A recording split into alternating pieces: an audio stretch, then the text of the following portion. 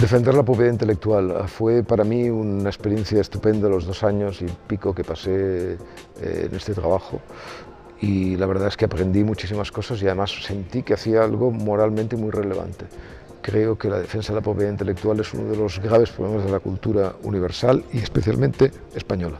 Y el gobierno además no tiene una estrategia definida para la adecuación de la propiedad intelectual a la superficie digital.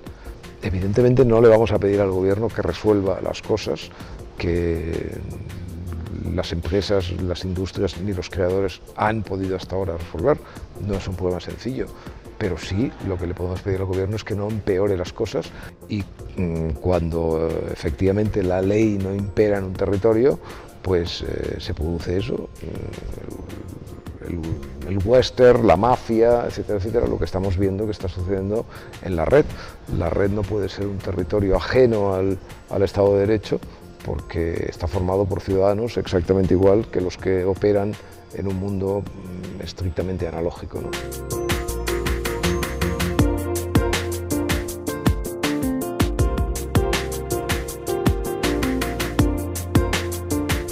Primero, el tema de las GAE está sujeto a juicio, es decir, que ni siquiera el juez Ruz, que por otra parte le gusta tanto aparecer en los periódicos y lleva casos tan importantes, todavía no ha encontrado tiempo, se ve, para resolver respecto a un caso que produjo un trauma imborrable y terrible en la SGAE, y sobre todo produjo la destrucción de un hombre que, hasta que no se demuestre lo contrario, llevó a las sociedades de gestión a un nivel económico y técnico notable, como Teddy Bautista, del que estoy hablando.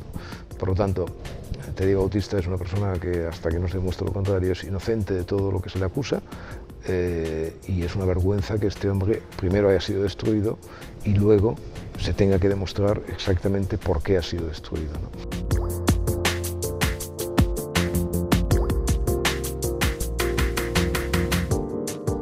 Sí, yo tengo un Twitter de pago, porque yo tengo una web donde cuelgo mis cosas. La tengo cerrada por un precio que es puramente simbólico, 15 euros al año, ¿no? Pero la tengo así porque quiero formar una comunidad de gente que, aunque sea simbólicamente, sepan que están pagando por algo. Entonces, vinculada a esa web hay un Twitter. Entonces, para que mis tweets sean seguidos, yo tengo que aceptar, naturalmente, y no acepto a nadie que no sea suscriptor, porque no sigo a nadie. Yo lo utilizo solamente para distribuir mi mensaje, y lo utilizo a veces para hacer aforismos que me gustan, también para hacer fotos,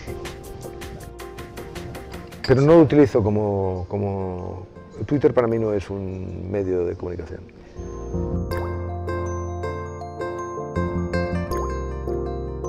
No hay nadie en España al que yo pueda interesar que no sepa que existo.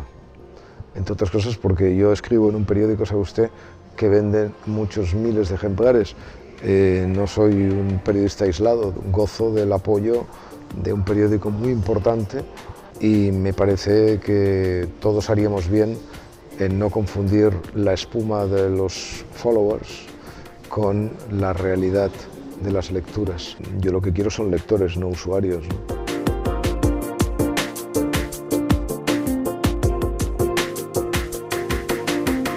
Yo no tengo ninguna voluntad de iluminarme a través de plantear siempre lo contrario a las tesis dominantes.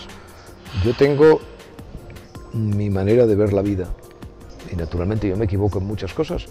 Me he equivocado, por ejemplo, alguna vez sobre la amplitud de la crisis económica. Me pasó un poco como a Zapatero, yo tampoco la vi en esa dimensión. En realidad no la vi, no escribí sobre ello, pero debo confesar que no la vi. No creía yo que tuviera la magnitud que tuvo. Pero lo que no me parece justo, ni me parece incluso un poco impertinente, es que las personas que saben que yo me dedico a un oficio, que es el de estar ahí intentando ver por dónde funciona la realidad, me llamen a mí polemista profesional como si yo fuera el vil, el niño, del periodismo español. El día en que hablamos, acaban de absolver definitivamente a Francisco Camps de un delito de cohecho impropio. Durante los 2 años anteriores o 3 años anteriores, yo he escrito algunas columnas en defensa, no en defensa tanto del señor Camps, sino escandalizado ante el juicio mediático en una de las operaciones más sucias y más groseras de la que se tiene noticia en el periodismo patrio, después de que el principal diario de este país, o el que había sido el principal diario de este país, le dedicara 169 portadas diciendo que era un ladrón y un criminal. Y había muchas personas que me decían, es que usted va siempre a la contra, como usted me acaba de decir, es decir, siempre a la contra. Yo a esas personas y a usted mismo le digo hoy, ¿quién está a la contra? Hoy que el tribunal acaba de decir que todos ustedes, los de las 169 portadas, están equivocados.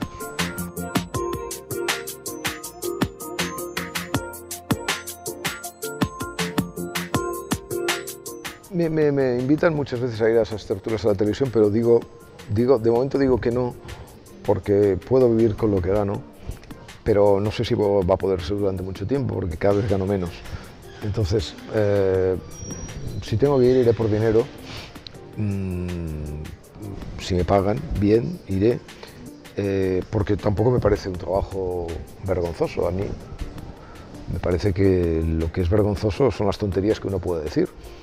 Pero si uno sabe mantenerse en su lugar, aunque sea en un ambiente hostil o en un ambiente grotesco, pues es menos difícil que el ambiente se lo coma.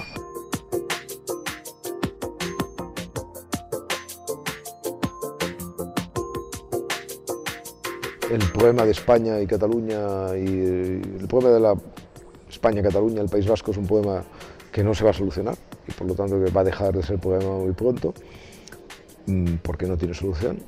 Forman parte de España y los que vivimos allí, muchos de nosotros somos españoles y estamos razonablemente infelices de serlo, ¿no?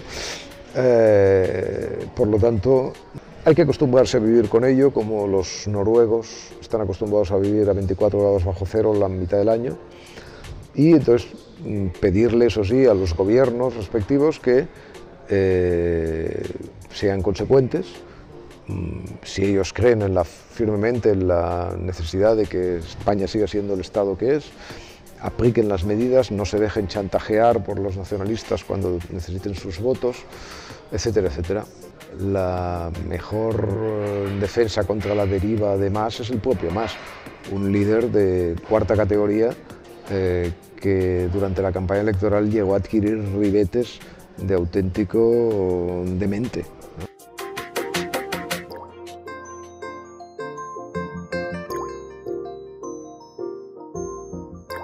La revolución ni desde dentro, ¿comprende? Hay un pensamiento relativista histórico muy pueril que consiste en creer, hombre, todas las épocas han tenido revoluciones y nosotros tenemos que tener la nuestra, ¿no? Claro, pero es que esas revoluciones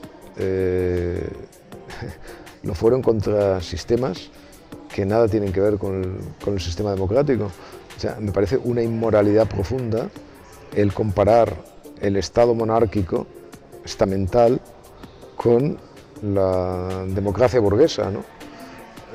Entonces, hombre, yo creo que la gran aportación de la democracia al gobierno de los hombres es que invalida el concepto de revolución.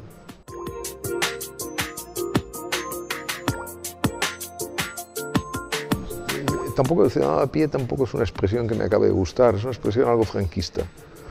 Se decía mucho en los tiempos de Franco, ciudadano de a pie. El españolito de a pie se decía, es una expresión de la codorniz un poco, ¿sabes?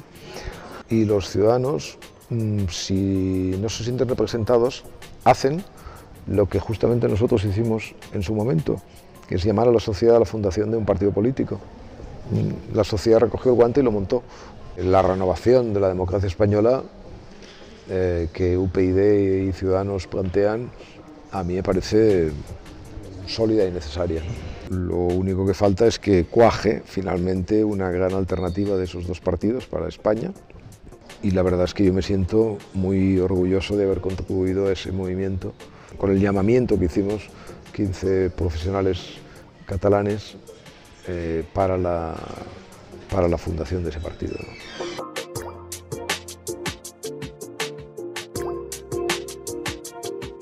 Es que para jugar al fútbol hay unas reglas, y para jugar, como insisto, para seguir con su lenguaje, a los demócratas, pues no tenemos otro juego que el del voto, claro. A menos de que usted no quiera hacer la revolución. Si usted quiere hacer la revolución, evidentemente puede hacerla. Mire, hubo, por ejemplo, unos grupos de vascos durante buena parte del siglo XX español que quisieron hacer la revolución. Hoy están muertos o en la cárcel. Y los que ya han salido de la cárcel, han cumplido sus penas y se han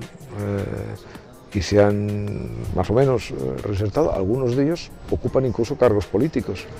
O sea, fíjese usted, ese es el camino que lleva la revolución.